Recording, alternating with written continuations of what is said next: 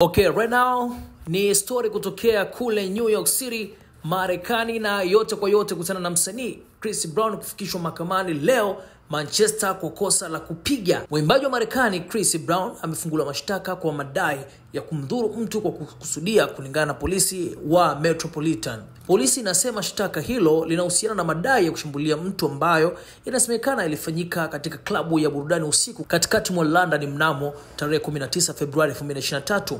Mwanamuziki huyo mwenye umri wa miaka 36 alikamatwa katika hoteli moja mjini Manchester asubuhi ya Alhamisi.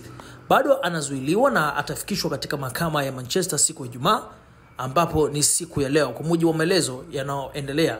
Na hapa ni kwamba tumeidhinisha polisi na Metropolitan kumshtaki Chris Brown kwa kosa moja la kumdhuru mtu kinyume na kifungu cha 18 cha sheria ya makosa dhidi ya mtu ambacho ni cha mwaka 1861.